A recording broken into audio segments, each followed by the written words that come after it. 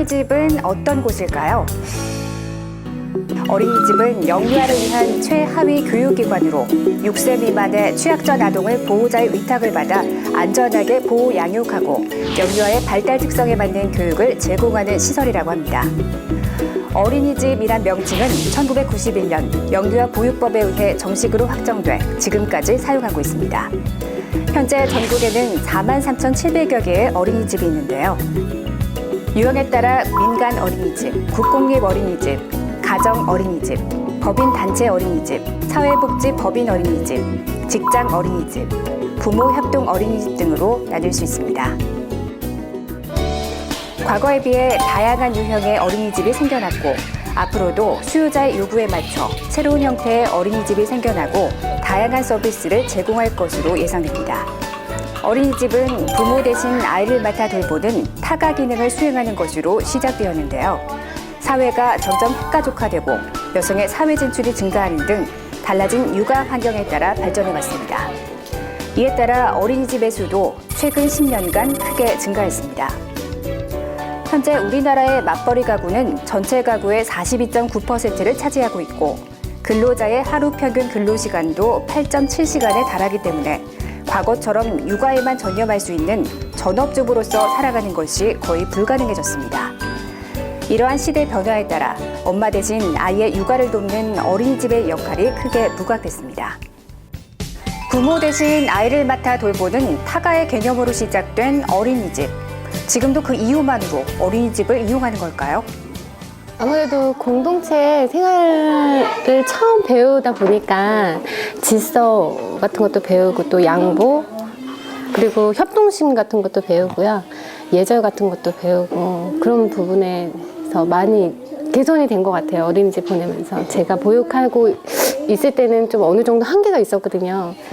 저 같은 경우에는 이제 우선 맞벌이 부부이기 때문에 집에서 아이를 케어할 수 있는 부분이 이제 어느 정도 한정이 돼 있잖아요. 그런 부분에 있어서 어린이집이 이제 채워주는 부분도 있고요. 아니면 이제 뭐 기본 생활 습관 같은 경우에는 이제 집에서 가르치면 아이가 엄마이기 때문에 말을 많이 안 듣는 경우가 많은데 어린이집에서 그런 걸 배워오기 때문에 스스로 손을 씻거나 스스로 양치를 하거나 스스로 밥을 먹거나 이런 것들에 있어서 좀 저는 도움이 된다고 생각을 해요.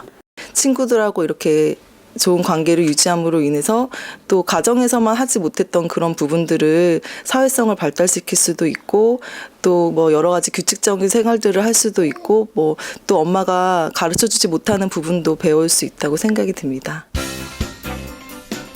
이제 어린이집은 단순히 아이를 대신 맡아 돌보는 곳이 아닙니다.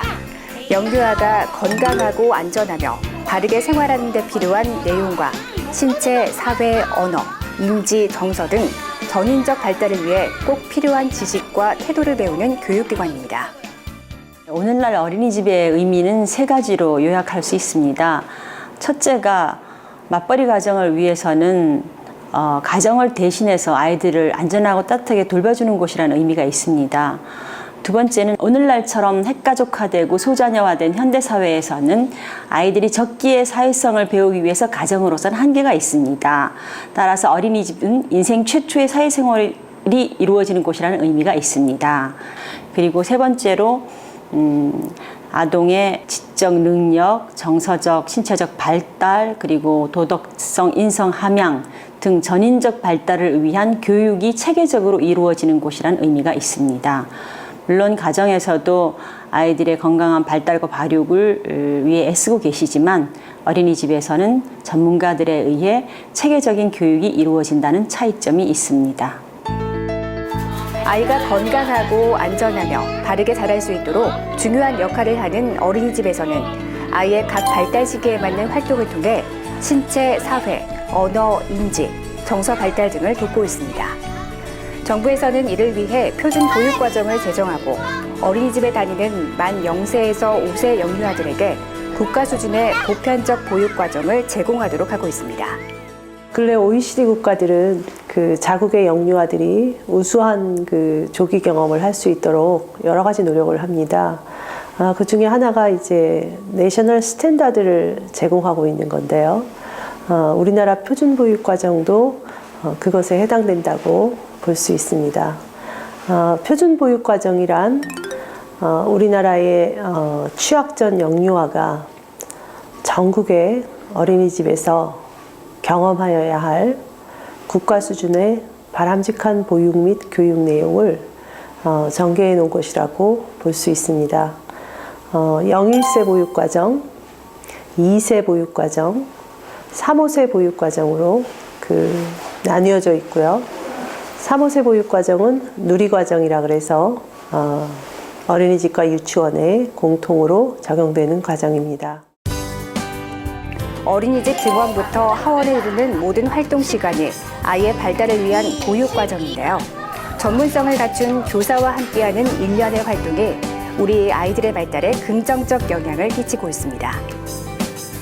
내 자녀가 정말 자기 또래의 다른 아이들하고 만나면서 사회성을 더 발달시킬 수도 있고 또 자기보다 나이 많은 형아나 누나들을 만나면서 더 말하자면 영향을 받을 수 있는 것이죠. 그래서 흔히 부모님들이 생각하는 것처럼 어린이집은 그 아동의 사회성 발달이 굉장히 좋은 그런 기관이라고 생각이 됩니다.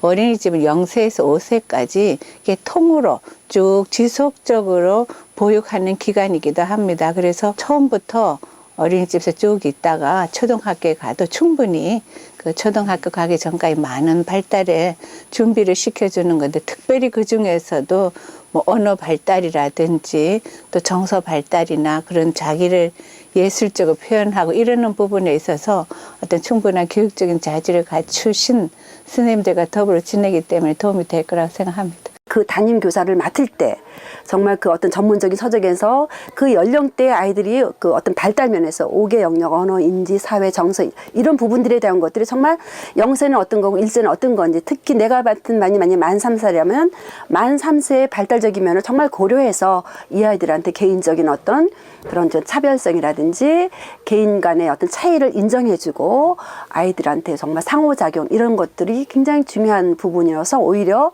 그 전문적인 이런 어린이집에서 교사한테 아이를 키우게 하는 것들이 아동 발달에도 많이 도움이 되지 않을까. 우리 아이들이 태어나 처음으로 접하는 작은 사회 어린이집. 그 안에서는 선생님과 또래 친구들을 만나고 생활하며 한층 더 성장하게 됩니다.